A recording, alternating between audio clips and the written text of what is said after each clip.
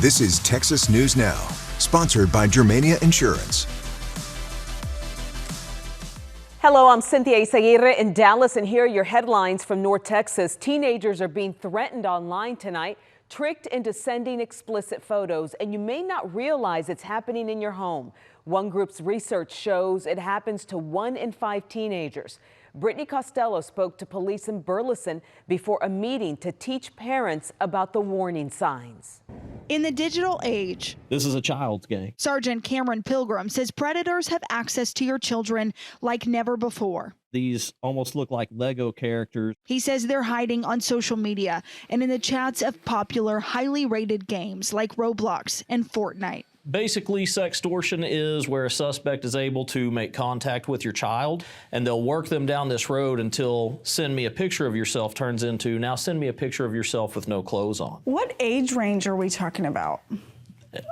All ages. Sergeant Cameron Pilgrim with the Burleson Police Department says his agency is one of few trying to educate families on a growing problem. A lot of times these predators are telling these kids, you can't tell anyone about what's going on. If you tell mom and dad that I'm talking to you, I'm going to release this picture. It's happening everywhere. This is far more common than most people in the public realize. Including Burleson, Texas. They're willing to come from other locations. They're willing to drive from the big cities to come to your city to find your children. The impact is hard to grasp. It is incredibly long-lasting. Research shows that a child who is sexually abused, the chemical makeup of their brain is altered forever. And it can all start. You see chat boxes that are popping up with something that seems so harmless. The goal is to get families to have this talk with their children before something happens. The Burleson Police Department is opening up this conversation to the community. It's happening tonight here at Burleson High School. It's at 6:30.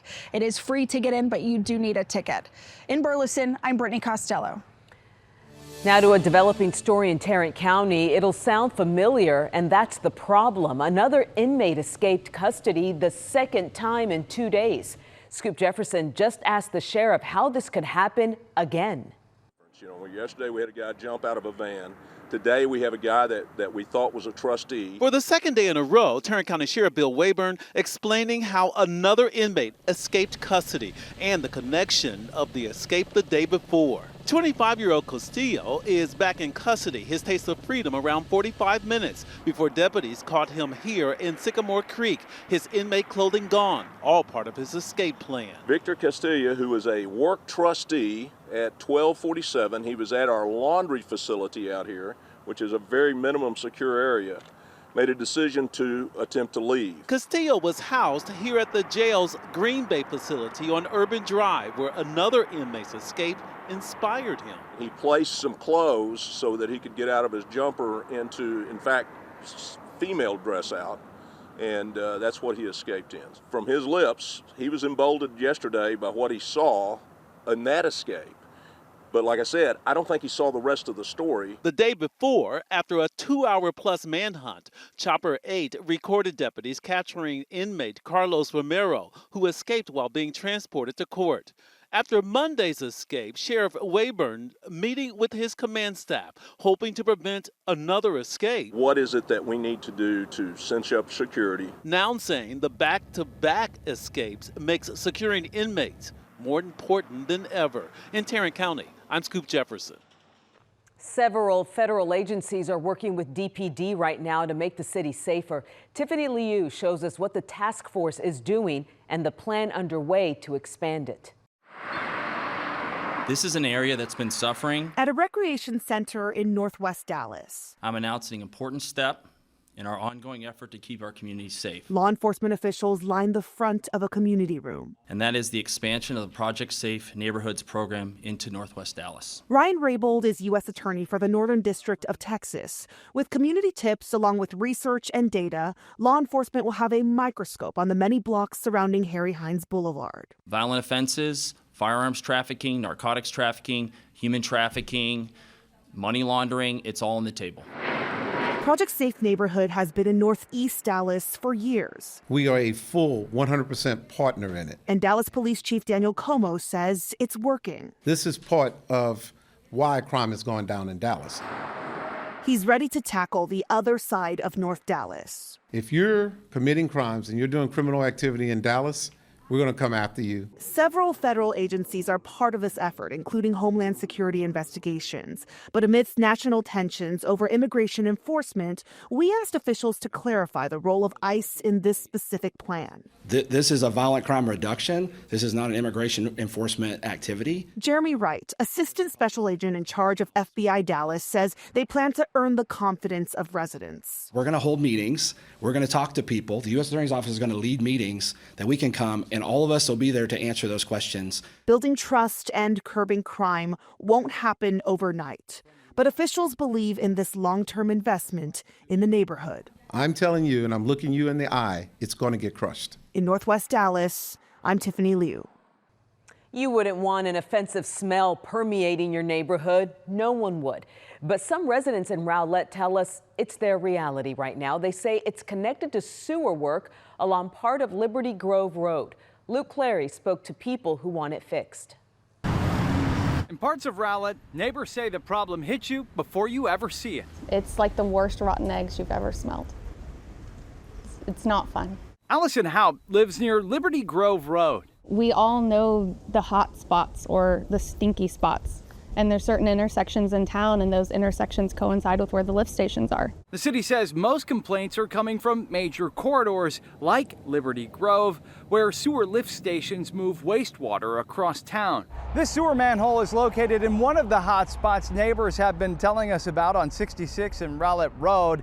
They say that the smell is off and on. This is definitely an off day, but when the wind hits your nose just right, you get a whiff of it. So what's causing the smell? The city says when wastewater sits too long, it produces a gas called hydrogen sulfide.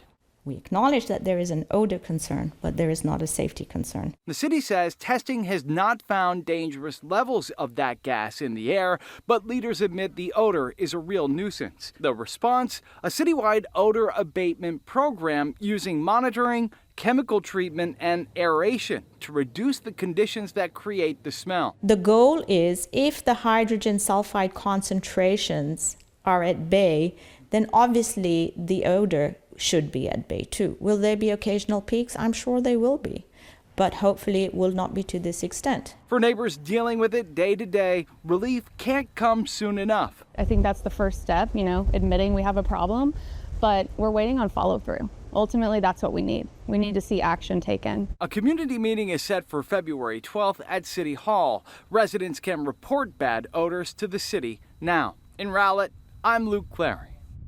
And those are your headlines from North Texas. Hello there, Mia Grady here with a look at what's making headlines in Houston, starting with the family of a man who was shot and killed in 3rd Ward last week, telling us he died a hero.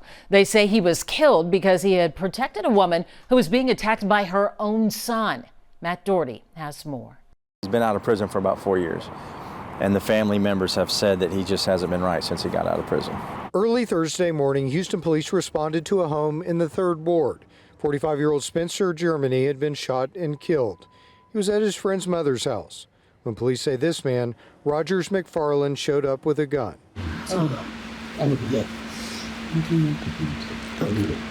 Tonight, Spencer's mother and his 2 sisters are sitting down with us to tell us what happened. It's a story that you haven't heard. She wanted everybody to know that her son died trying to help someone else. Hours earlier, when Spencer first got to the house on Anita Street, the family says he saw Rogers McFarland strangling his elderly mother. He wasn't going to let it happen. It wasn't going to happen. They say Spencer intervened, pulling McFarland off his mother and beating him. McFarland left the home. He came back a couple of hours later and shot my brother. Then McFarland took off. But you know what? He was a monster for to come through there and just try to do that to him like that. Eventually, the women say McFarland was caught after his own mother told police where he was hiding. Today, McFarland appeared in court and was given a $750,000 bond. Them giving him a bond was giving him a chance. My brother don't have no more chances. That's it for him. It's a loss this grieving family will feel for the rest of their lives. We love Spencer so much because he's such a good child. I just can't stress enough how much he means to us, our whole family. Now that Spencer's gone, the whole family is determined to see justice. Because if I have to come from New Orleans to here to court every time he come, I'm going, because I have my son know that I'm that mother that's gonna go. So I have to let him know I'm here. So I'm here. He may not be there, but I'm going to be there for my family, my son. I have to be there. Mm-hmm. In downtown, I'm Matt Doherty, KHOU 11 News. Another family is pleading with the public for help after their loved one was killed during a block party that turned violent Saturday night. Police say several people were shot and 24-year-old Corey Young Jr. did not survive. His family is asking anyone with information to come forward. Katira Winfrey spoke with them. The family says people in the area flagged down first responders to direct them where Corey was. Since then, they say they've gotten very little information. So now they are begging the public for answers, saying this young man had so much more life to live. The grief-filled days seem to run together for Danetta Hill. She hasn't slept for days, knowing her nephew, the boy she raised, was tragically killed during a Saturday trail ride block party. That was my baby. Everybody knows me, know that was my baby. That was my baby. It was nothing I wouldn't do for Corey. So today she's fighting and sharing this story to let the public know her nephew is more than an unknown, uncared for victim. I'm here to speak because the media study saying a 22-year-old died. No, Corey Young Jr. died. A 24-year-old, a baby, my baby. Houston police say dispatch first started getting calls about a large gathering around 6:20 Saturday night inside this grocery store parking lot on Homestead near Little York. Police responded to handle traffic control since people in cars were spilling into the streets. Hours later, shots rang out. I want answers.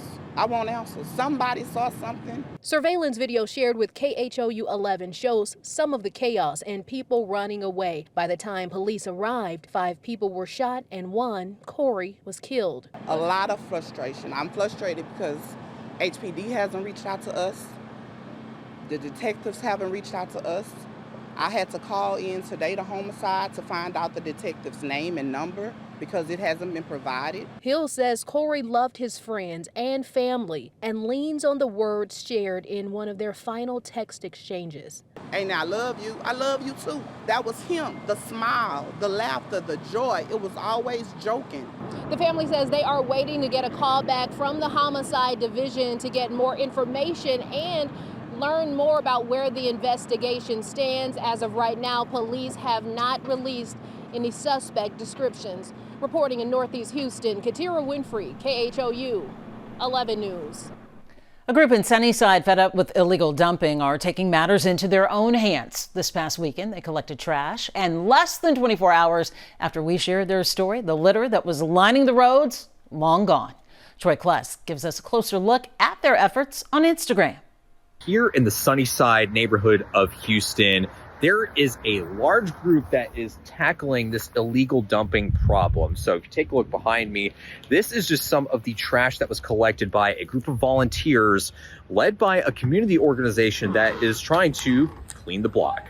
So this group, which you may have noticed on Instagram, has gotten a lot of views for doing some really important work here in the Sunnyside area, tackling the problem of illegal dumping. And what we saw today on Sunday is that over 200 people volunteered their time from 12 to 4 p.m. coming out and cleaning just within 4 blocks and getting this much trash gathered.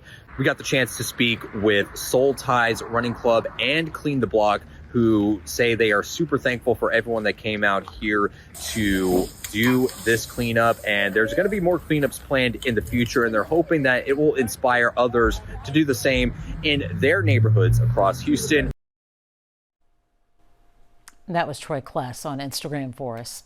Sunday night was another spectacular show at the Grammys, and among the winners, talent from Houston. Here's Ron Trevino. She's been part of the Houston music scene for years, and now singer Cam Franklin of the Suffers is a Grammy winner. A tribute to the king of Zydeco won Best Regional Roots Music Album. She's one of many performers who played on the album doing the songs of Clifton Chenier. The actual physical Grammy will go to the producer of the album. The rest of us will get Grammy plaques and commemorative things. As far as we're all concerned, you want a Grammy. Look, period. H-Town won a Grammy. A night she will never forget. Actually, it's a big night for Houston because a few other artists from Houston won too. Yes. The first one I actually saw on the list was the Houston Grand Opera. Houston Grand Opera winning for Best Opera Recording for the production called Intelligence, based on the true story of Civil War spies and the fight for freedom. How big is this win for the Houston Grand Opera? Well, this is a great day. Corey Dastour is the director and CEO of Houston Grand Opera. To be able to bring this home to Houston, first win since the 80s, I think speaks volumes at a time when the arts are really under assault and we see companies cutting back.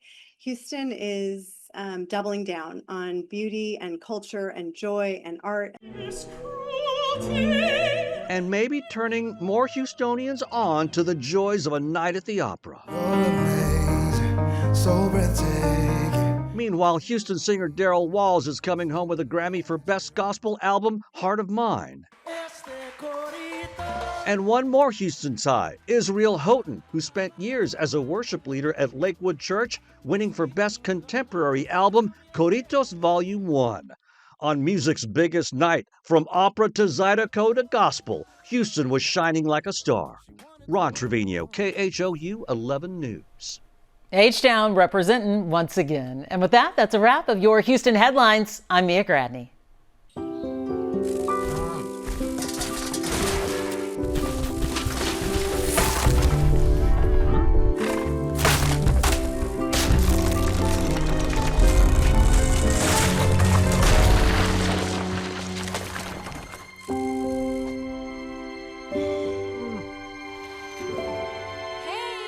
For insurance you can trust, help is just a handshake away. Find your local agent at yourmediainsurance.com.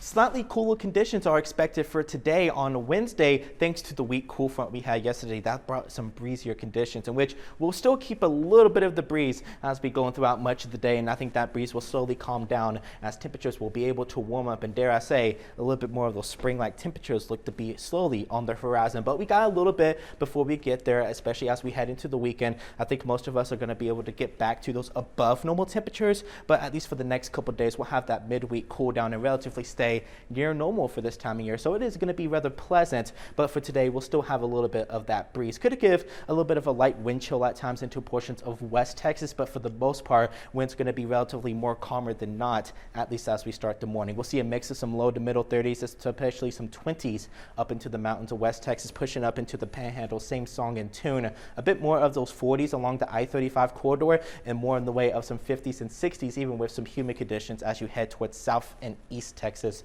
to start off on Wednesday. We'll see a mix of some low to middle 60s and even some upper 50s along West Texas and towards the Panhandle, same song and tune along into North Texas. We'll be around 57 for the DFW today. We'll see around 62 into Austin. Temperatures warm up the further south that you go, as really kind of where that's the most of the cooler air from that weak cool front we saw yesterday is going to kind of settle in. We'll still be able to round up to near 70 degrees, just shy at 68 over into Corpus Christi. With those breezier conditions really up into near areas of the Panhandle and West Texas, we'll hang on to more of those gusts around 20 to maybe even 30 miles per hour. We'll gust up to near 20, maybe even 25 along the I-35 corridor pointing eastward. Most of the windier conditions are expected for West Texas today, and that'll be at least peaked into the afternoon hours, slowly calm down as we head into that dinner time with more calmer conditions as we head into the evening hours. So today, main headlines is rather going to be just cool and breezy, rather near normal for this time of year. We'll see those winds calm down as we head closer into those overnight hours, with with really some of the colder air, especially from the cooler temperatures we saw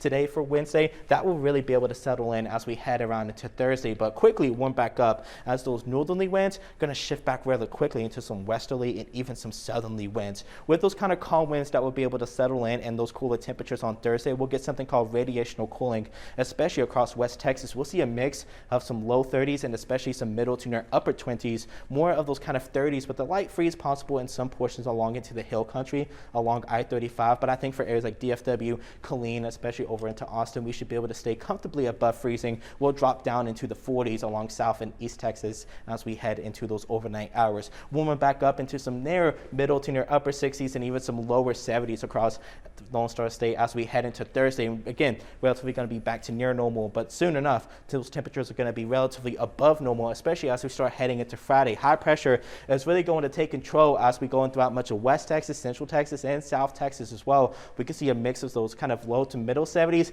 even some 80s possible into Waco as we head into around Friday. Still going to be relatively warmer as we head into Friday as well for portions of North Texas, staying to those upper 60s and lower 70s. Same song and tune along into East Texas, but especially down into the valley. I think we'll begin to see more of those 80s again as we approach onto the weekend. So this is due to kind of the weather pattern that's going to be ahead. This big area of troughing is going to start shifting more east, and the more east it kind of gets away, this ridge of high pressure is really going to be able to be smack dab over the Lone Star State. But this ridge is not going to last forever.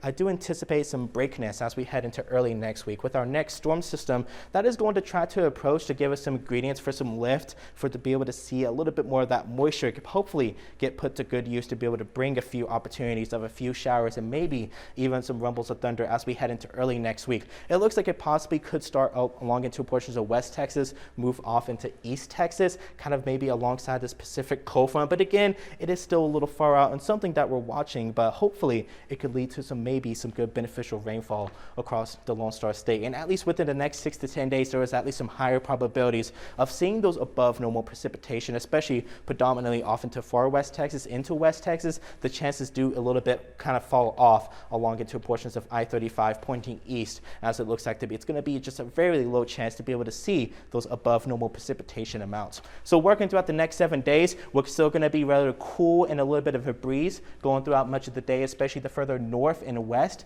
that you are across the Lone Star State. We'll be able to slowly warm back up as we head into Thursday. We'll pick up more of kind of a westerly wind, especially along into near the I-35 corridor, along I-20. We'll be able to see those conditions calm down though, making it for a rather beautiful and very warm weekend ahead. We'll get back into some middle to upper 70s and even lower 80s with the opportunity of some showers as we head into early next week, alongside some increasing clouds and some slightly cooler temperatures.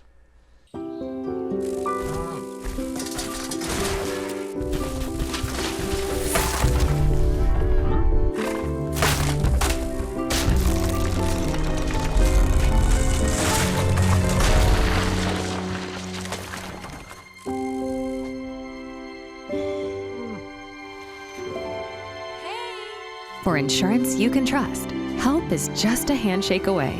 Find your local agent at yourmediainsurance.com.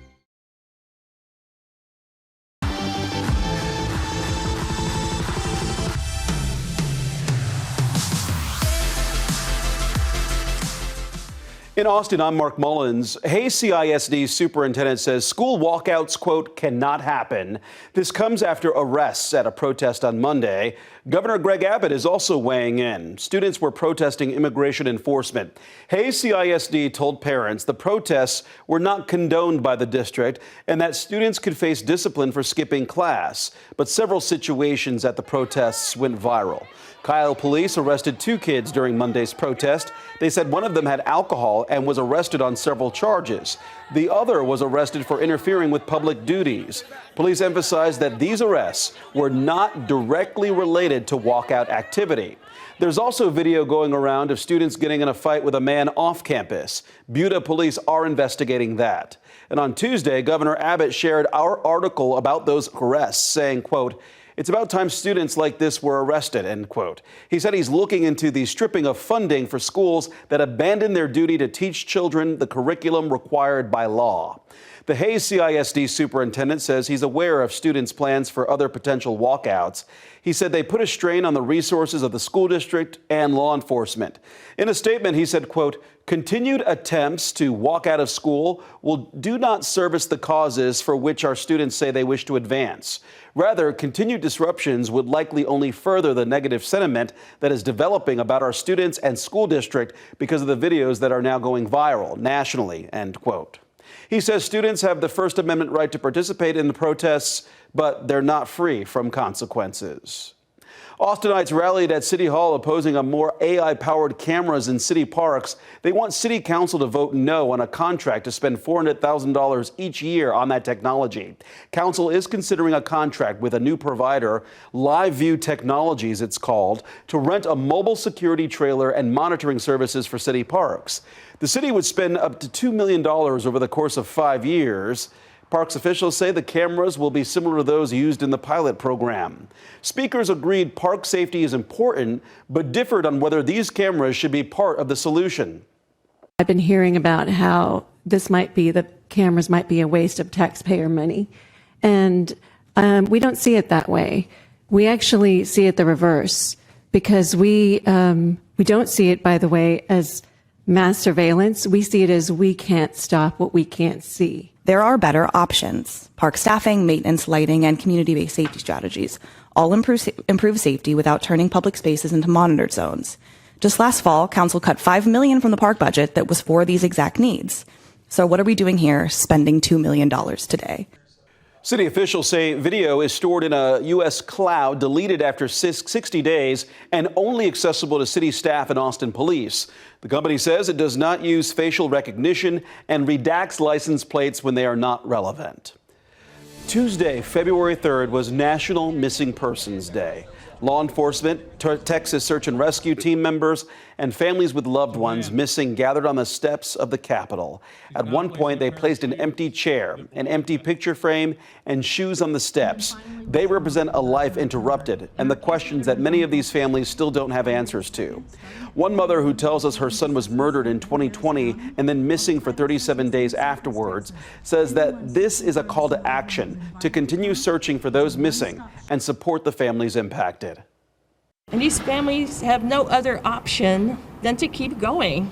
They keep hoping, keep searching, keep asking for answers, all while going through the most traumatic time of their lives. The families need support, they need understanding, they need resources. There was a lot of talk about how technology, like DNA testing, has been a game changer. Organizers encourage families with missing loved ones to submit samples and have them added into the system. The ice from last week's freeze is long gone, but repairs are just beginning at the century-old Palace Theater in Georgetown. The theater suffered water damage last week. Reporter Brianna Perez takes us inside the effort to save it. We love this community. We've been a part of it for 100 years, and we just want to do what we love. So it's devastating. The Georgetown community reeling as repairs began on the historic Georgetown Palace Theater. Built in 1926 and reimagined in the 90s, the theater is a downtown staple. But after the recent freeze, a pump failure left several feet of water inside. The water came in and nobody was here to shut it down because we were all stuck at home. That affected our AV equipment, our sound, which was housed under the stage, our hearing loop, which is housed underneath our carpeting, our seating, of course, damaged, about 60 seats that are now unusable. The theater says repairs will be costly and it will take a toll on ticket sales after they were forced to cancel the closing weekend of Disney's Frozen. Getting this one last shot to do this show as these characters wearing these costumes, singing these songs with this group of people that you've grown just such a special bond with, and getting that kind of ripped away from us. For other productions, the full run was in jeopardy until another theater stepped in to help. Klett Center for the Performing Arts will be providing a stage for 4 of the original 12 performances. It was just over, like all these hours that have been, I mean, we're talking probably 20 hours a week, 25 hours a week of rehearsal, and just done, like never mind, it's not happening anymore. So just pure devastation, like heartbreak. Now they're asking the community to help support the upcoming production, which also marks their 100th anniversary. Even though the celebration won't take place at the Palace, they're confident it will be just as special, and a reminder that their story is far from over. We're going to build back better. We're going to complete our 2026 season. So we just need everybody to come out and support us and come see our shows. Brianna Perez with that report.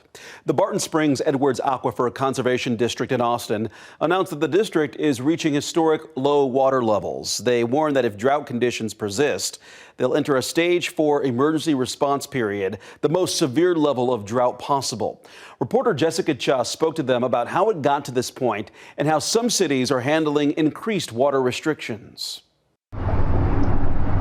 While there may be water in Onion Creek, it's not flowing. Just because there's water in the creek doesn't mean that all of that's becoming recharged or refilling the aquifer. Shay Halavity with the Barton Springs Edwards Aquifer Conservation District says this part of Onion Creek hasn't flowed since last summer, leaving the aquifer in a tough spot. It's one of the largest sources of recharge for our segment of the Edwards Aquifer that we oversee. The aquifer is not in a great place right now. We are approaching historical lows. Historically hot summers 2 years in a row and very little rain is what she says has left us approaching a concerning time. Stage 4 emergency response period is our most severe level of drought at the district, and so there's no lower that we can go, and so it just means all hands on deck for conserving water. About 120 groups and cities rely on access to that water, one of the largest customers being the city of Kyle.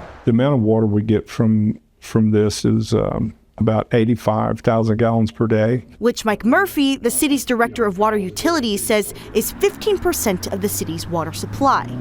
Drought conditions have already restricted their access to the aquifer from 40% to 50%. With the drought, it doesn't help anything. And that's why we're out there, busting our tail every day to try to find other sources of water. 2 years ago, the city of Kyle signed a 3-year contract to buy an extra 500,000 gallons of water a day from San Marcos. The city of Kyle has long had water troubles, according to Murphy, because they don't have a source of water they specifically own. We have to purchase water, and the cheap water is gone, and so now we're to the next level. Murphy says that San Marcos contract will expire this December, but they have been busy since then. Paid a reservation fee with the Nueces River Authority, NRA, to get some desal water, reserve 10 million gallons a day from them, and hopefully that'll come through. He says they're working to secure another 10 million gallons of water per day with the GBRA and another 2 million with Alliance Water. All while we hope for water to fill up Onion Creek and the aquifer. In Kyle, Jessica Cha, KB News. Those are the headlines in Austin. I'm Mark Mullins.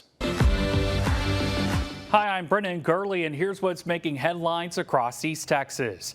Stray and feral dogs have become a growing concern in Rusk County, with residents saying the issue has reached a breaking point.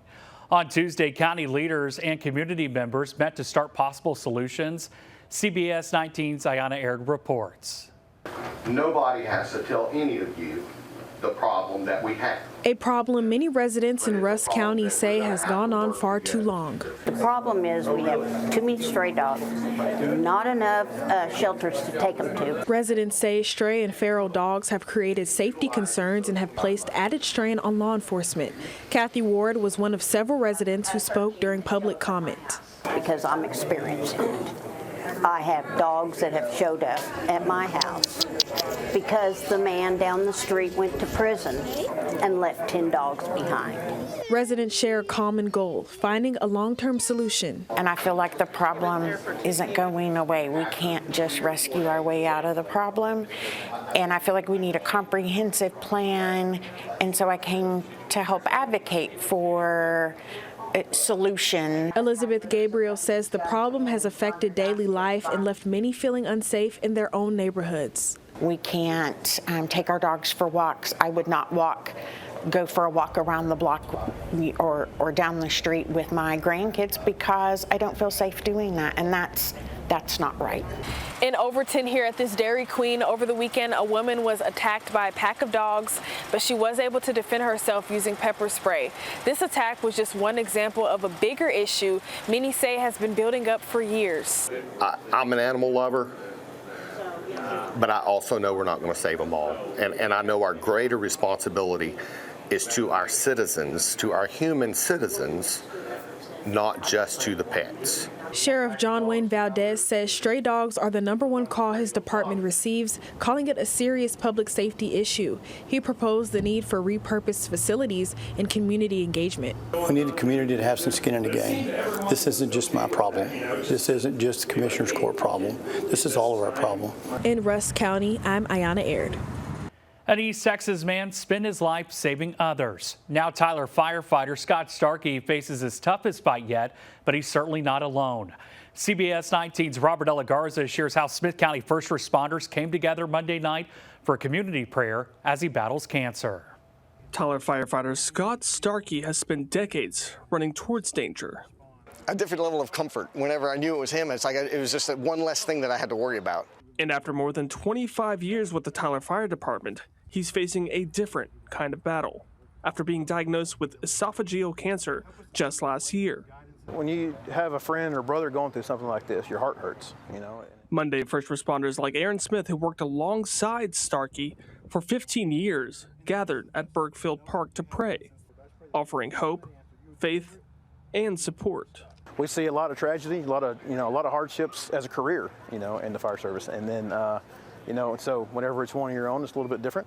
According to experts at UT Health, esophageal cancer is the 6th leading cause of cancer-related deaths worldwide.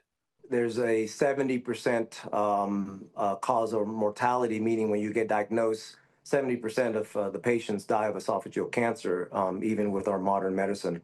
Associate professor at the UT School of Medicine, Dr. Sean Tighe says, despite how serious the disease is, there are no routine screenings for this type of cancer, making it critical to recognize the warning signs early. Again, difficulty swallowing, difficulty or pain upon swallowing is the hallmark sign of something wrong with your esophagus, and that's where you need to seek medical attention. And that you would touch his body and that you would heal his body. A firefighter admired for his superhero strength, now struggling with simple movements. But at the same time, I know he's strong and I know he's a fighter. I know he's still got a lot of courage and pride in who he is and wants to get better, and he has hope and strength. And the support he's given so many over the years is now being returned.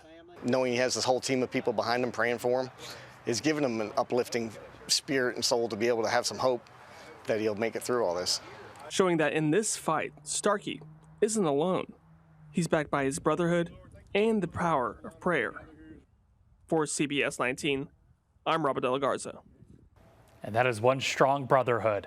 That's a wrap of your East Texas headlines. I'm Brennan Gurley. I'm Bailey Bates. Here are your headlines from Central Texas. Collecting Pokemon cards has gone from a casual hobby to a high-demand market driven by resellers and rising prices. Our Adrian Alexander spoke with collectors in a card business from Central Texas who have been forced to deal with the costly headache. What used to be a fun trip to the store for Pokemon cards I got a shiny Charmander. has turned into a daily scramble for collectors across Central Texas. Jason Purtado captured this video in the Coppers Cove Walmart, where almost a dozen people were seen buying out Pokemon cards as soon as they were restocked. He literally grabbed 10. I'm like, think about everybody else. And he's like, I left some behind. He left one box behind. The Pokemon card frenzy has gotten so crazy that people are buying cards for $45, but then reselling them for more than $100. Many collectors buy their Pokemon cards from big retailers, or others choose to do a fair trade. It's really hard to get this stuff right now. Everybody wants it, so you got to partner up with good people like this guy over here that'll kind of help each other out and get what you can. For local shops like Trademark and Colleen, supply is limited and prices don't always match those at big chain stores. They expect to see that lower price point that Walmart or Target are able to offer, and we really just can't compete with that, unfortunately. So we are very close to market as MSRP as possibly can, but it is still a struggle for us to compete with them. Who suffers the most from all of this? It's a Mega Charizard XEX. The kids who simply collect cards for fun, not even thinking about making money from it. My hope is that it'll slow down a little. There'll be a little bit more control within the retail stores, especially with the self-checkouts. It's all about the money, unfortunately. While most major retailers like Target, Best Buy, and Walmart limit how many Pokemon cards one person can buy, collectors say stricter enforcement could help make sure everyone gets a fair shot. A special delivery is hitting highways across Texas. 4 McLean Company trucks are now rolling billboards featuring young patients who've overcome incredible challenges. 6 News reporter Juliana Jackson reports on the unveiling of the 18-wheelers.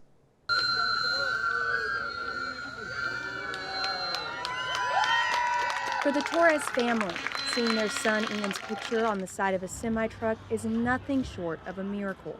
To go from when he was born, knowing if he would survive, to thriving like this and having his picture on a truck. On an 18-wheeler trailer. That's amazing. Ian was impacted by CMV before birth, a virus affecting his development in the womb. His parents, both speech-language pathologists, didn't know if their son would make it. What was going to go on with Ian? We didn't know if he was going to sustain life, what that was going to look like for us. Born at Baylor Scott and White McLean Children's Medical Center, Ian spent time in the NICU. Now a 3rd grader, Ian attends a weekly physical, occupational, and speech therapy. On paper, he if you were to look at him, he's wheelchair bound. He's got left-sided weakness. He, I can tell you all about the diagnoses, but that doesn't define him. Hospital President Dell Ingram Walker says moments like these remind her of the work they put in every day. Children, families come to us at their most vulnerable time, but to see them out walking, smiling, even on the backs of trucks, is just a great feeling for us. The trucks are part of McLean Company's decades-long partnership with Children's Miracle Network. The organization raises hundreds of millions of dollars annually for local children's hospitals across the United States. They'll be riding all up and down the highways and interstates in the state of Texas, throughout the state of Texas. So everyone will be able to see their smiling faces. They'll be able to see the McLean Children's logo. And it sure does make you smile. What a great story. Those are your headlines from Central Texas.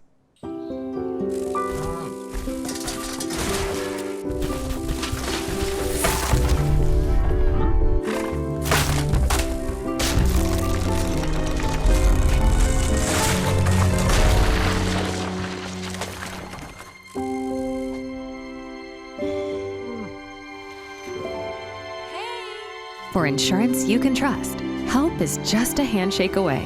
Find your local agent at yourmediainsurance.com.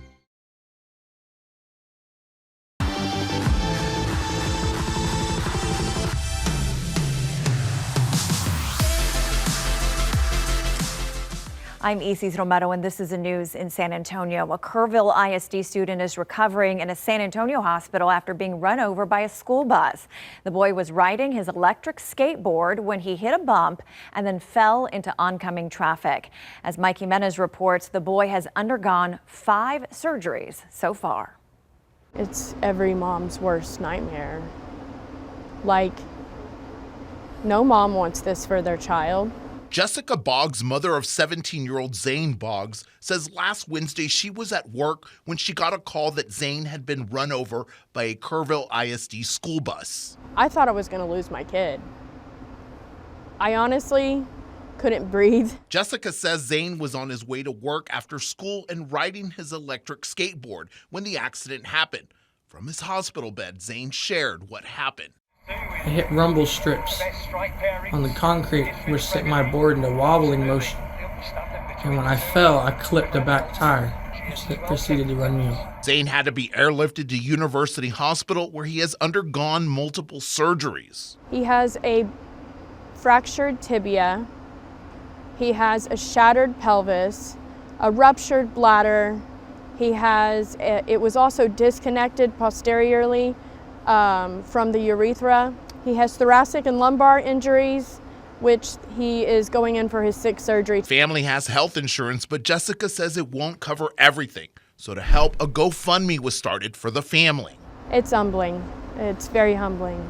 I've been humbled daily. Jessica says she is thankful to the community for all the love and support she has received so far, but says Zane still has a lot of healing ahead of him. He's going to have to learn how to walk. it's gonna be rough. He's only 17, and I'm trying to keep a 17-year-old morale up. Mikey Menace, KENS 5. It was a tense few minutes for passengers on board a flight that had to turn around and return to San Antonio International because of an engine issue. The plane landed safely, and an inspection is underway to determine what went wrong.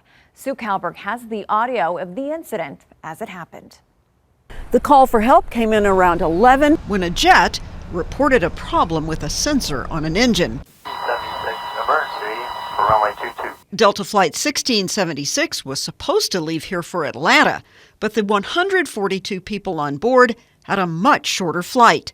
A Delta statement says the crew received an indication of a potential mechanical issue with one of the aircraft's 2 engines shortly after takeoff. The advised emergency aircraft is inbound, approximately 5 minutes south. As a safety precaution, the flight crew declared an emergency, and the fire department met the aircraft upon arrival to check out the possibility of a fire. Engine number 2 is running. We got a fire indication that went away when we pulled it to idle, so it is running. When they confirmed there was no danger, a grateful crew expressed their thanks. We appreciate that for Delta 1676. We'll end up shutting number 2 down here in just a second. Thanks for your help. Thank you. What was all that about? The investigation continues, and as we learn more, we'll share it. At San Antonio International, Sue Kalberg, KENS 5. A local woman is out $25,000 after falling for a scheme that looked and sounded legitimate. The scammer claimed they were from the Bexar County Sheriff's Office and she owed them money because she missed jury duty. Rania Kaur has the tactics they used and the warning from the sheriff. It started as a call that looked like it came from the Bexar County Sheriff's Office and ended with a woman losing $25,000 in a matter of hours. The scammer sent the woman a warrant through a text saying that she owed the county money because she missed jury duty. Sheriff Salazar says they kept the woman on the phone, telling her she was also under a gag order and therefore could not contact family or friends. While still on the call, she was directed to a convenience store, eventually buying $25,000 worth of Bitcoin. Now, the sheriff says no matter what, a call like this will never happen. Please know this. The sheriff's office will never do this. We won't call you to tell you you have a warrant. We'll never call you to demand money over the phone. We don't take Bitcoin, Zelle, Venmo, and we definitely don't take Apple gift cards to clear a warrant. If you get a call like this, no matter how official they sound, hang up the phone. Now, Sheriff Salazar says they are trying to get that woman her money back. He says if you do miss jury duty, Bexar County sends a letter with instructions on how to rectify the situation. More information on scam prevention and how to report a scam can be found on our website, KENS5.com. Just click on this story. From the Bexar County Courthouse, Rania Kaur, KENS 5. Here at home, a major milestone for San Antonio Animal Care Services. Today, they broke ground on a new shelter veterinary hospital. City leaders say the 17,500 square foot project will support shelter operations with medical care. The ACS director says the expanding space will increase spay and neuter surgeries, urgent care, and specialty care. For San Antonio, this hospital strengthens the entire animal welfare system by supporting public health, improving safety, and helping pets move more quickly in intake to adoption or reunion with their families. And as you can imagine, it's a project that reflects years of planning, partnerships, and progress. The project is expected to take 18 months to complete. It should be done in mid to late 2027. And that's the news in San Antonio. I'm Mike Gillespie in Corpus Christi, and here's a look at some of what's happening in South Texas. A developing health concern in Robstown after elevated levels of arsenic were detected in the city's water supply. Now, while officials insist there is no immediate danger, the discovery has raised questions about water safety and what may be causing the increase. Our Michael Gibson spoke with city officials who think they know where it may have come from. In Robstown, concern over the city's water supply is beginning to surface after officials confirmed elevated arsenic levels were found during a routine test of the local water plant. So what did some residents think about the arsenic in the water? I don't drink water from the faucet. Water district officials say the test was part of a quarterly sampling process and emphasize the results do not indicate a system-wide problem. It's not a cause of alarm, because it's isolated. It's a quarterly sample. It's not across the board where it was done all year. So the best thing to do here is nip it in the bud when you find it. The Water District is now working with a private laboratory to retest the water and identify the source of the arsenic. One possible factor under review is recent water well drilling by the city of Corpus Christi that discharges into the Nueces River. Can't pinpoint the wells, although that is something that has changed in the river itself. Corpus Christi City Manager Peter Zanoni says arsenic levels have been rising in our two lakes since at least 2024, and possibly due to drought conditions. Arsenic levels are up from those two bodies of water, and we don't have the exact reason why, but we suspect it's because there's less water and it's less dilution for the existing arsenic. Now, the Corpus Christi city manager goes on to say that while the arsenic levels in our lakes do exceed acceptable limits, the city blends water from multiple sources to dilute the arsenic levels to within state safety standards. Meanwhile, the city of Corpus Christi is getting ready for a big water conservation board meeting that's happening in San Patricio County this Friday. It's a meeting which could decide the future of the $169 million Evangeline Water Project. This afternoon, City Manager Peter Zanoni and the COO of Corpus Christi Water, Nick Winkleman, sat down for another important meeting. This was an online gathering with folks from Gulf Coast Growth Ventures and Steel Dynamics and Citgo and some others. Now, the city is hoping that they will be at that meeting on Friday to show support for Corpus Christi's water project. That after a handful of protest letters were sent in to try to stop the water well field. We can't do it alone. We're trying to have community leaders in San Patricio and industry leaders come to that board meeting to impress upon them the urgency of why we need this project brought online. By the way, the city of Sinton was one of those who protested the 22 drilling permits and the transfer permit to move that water to Nueces County. And that is a quick look at just some of what's happening here in South Texas. Here are your headlines from Southeast Texas. I'm Mark Armstrong. Beaumont police investigating after crews found the body of a 74-year-old man on a vacant lot near downtown. Authorities, they identified him as Larry Andrews of Beaumont. Police say that they found the body Monday on a lot near the intersection of Jefferson and Wall Streets after officers and firefighters responded to a welfare check. Now, the investigators say that they have not been able to reach his family and they are hoping to find relatives. Police say that his death, it doesn't appear to be criminal, but they are still waiting on autopsy results. Anyone who knows how to contact his family, they're asked to call the Beaumont Police Department. Changes on the way for one of Beaumont's busiest public transportation routes after ongoing delays and traffic congestion created major problems for bus riders. Zip Beaumont, they're permanently adjusting the Calder route and moving stops over to Phelan Boulevard. It's all in an effort to cut down on delays caused by trains, construction, and heavy traffic. That route is designed to take about an hour, and we timed it. It took about an hour and 15 minutes. Now Zip Beaumont says that a permanent reroute, it could help buses stay on schedule. 12 News reporter Spencer Plato, she has more on the impact for riders. It can be difficult sometimes. Drivers say delays on the Calder route are part of the daily routine. We run into train, construction, and school zones. We have a lot of delays, especially when it comes down to the trains. Sadly common for us to be running late between 15 to 30 minutes every single route.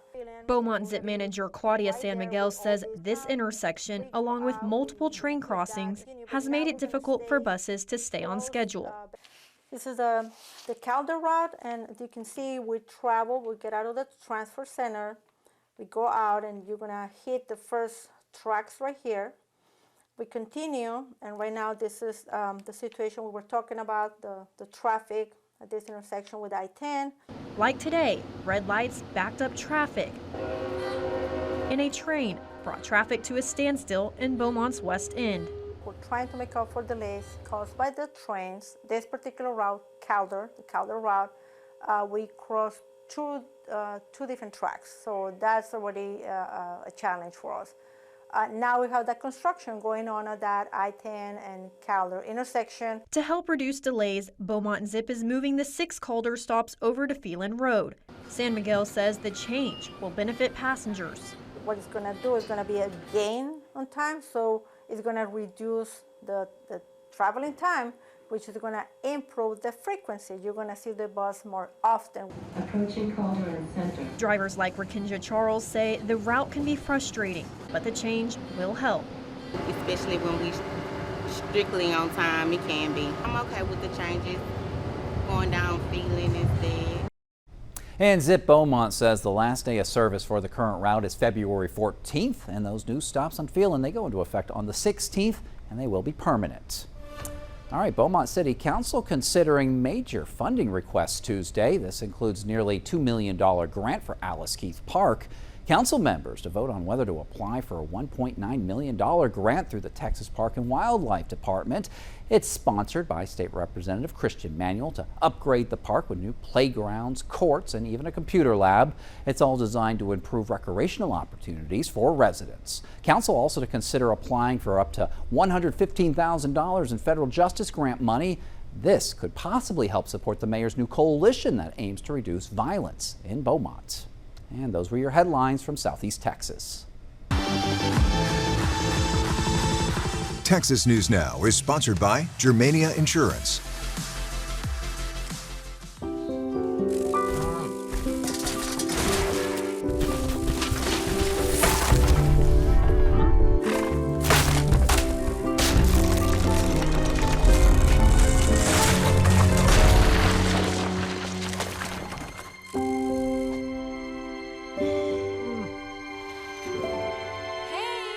For insurance you can trust, help is just a handshake away. Find your local agent at germaniainsurance.com.